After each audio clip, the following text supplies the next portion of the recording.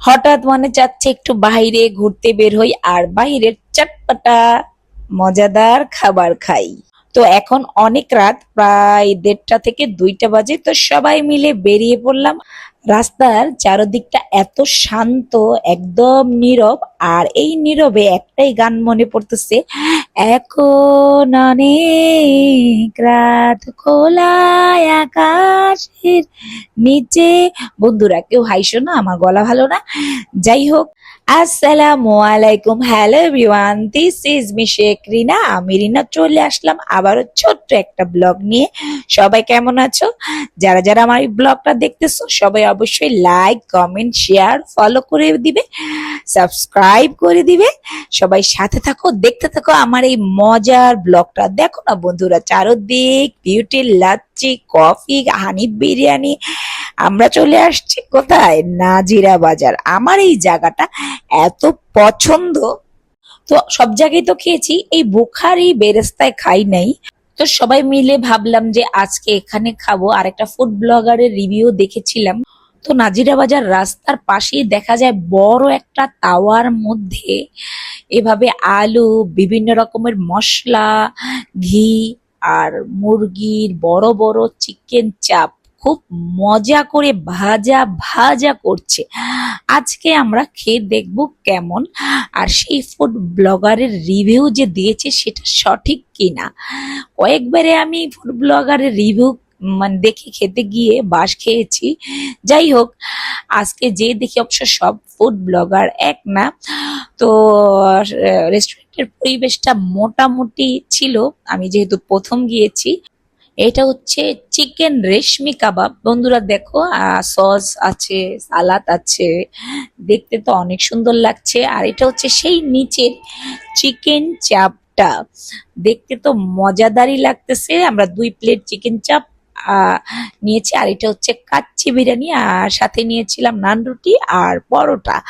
এখন হচ্ছে খাবারের পালা। চলো খেয়ে দেখি কেমন। বন্ধুরা, মাঝে মধ্যে পরিবারের সবাই মিলে বাইরে খেতে আলহামদুলিল্লাহ ভালো লাগে।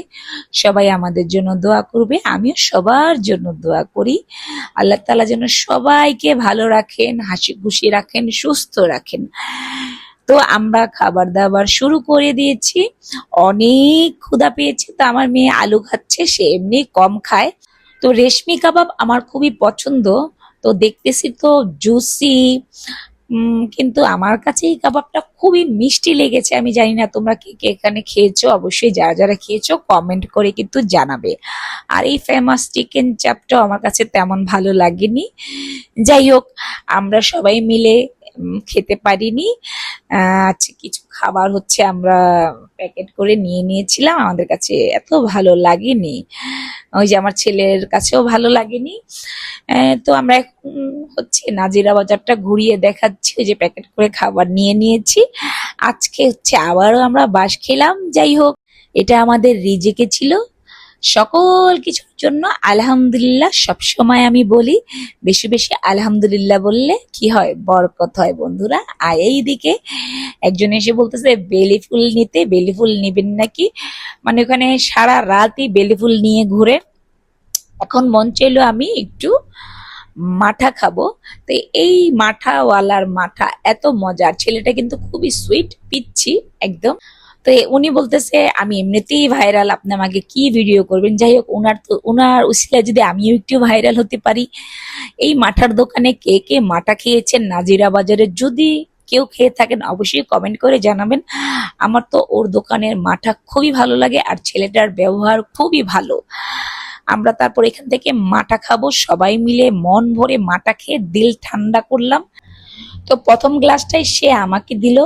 বিশ্বাস করেন বন্ধুরা, মাঠাটা এত মজা ছিল। ঠান্ডা ঠান্ডা মাঠা গরমের মধ্যে সেই স্বাদ। আর হচ্ছে ওরা হচ্ছে 3জন দোকানের ভিতরে বসে মাঠা খাচ্ছে। তো আমাদের মাঠা খাওয়া শেষ। আর এই দিকে দেখুন, এই আতরের দোকানটা কি ঝিলমিল ঝিলমিল করতেছে। নাজিরা বাজার যারা যারা রাতে গিয়েছে তারা জানে ওইখানে কি রকম মজা।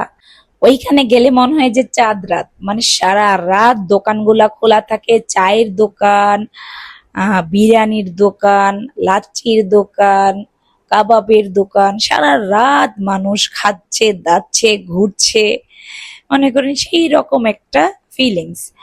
তো যারা যারা এতক্ষণ আমার ব্লগটা দেখছেন সবাইকে অনেক অনেক ভালোবাসা, সবাই লাইক কমেন্ট শেয়ার করে দিবেন, সবাই ভালো থাকবেন সুস্থ থাকবেন, আমার জন্য দোয়া করবেন, আমিও সবার জন্য দোয়া করি। আসসালামু আলাইকুম, আল্লাহ হাফেজ।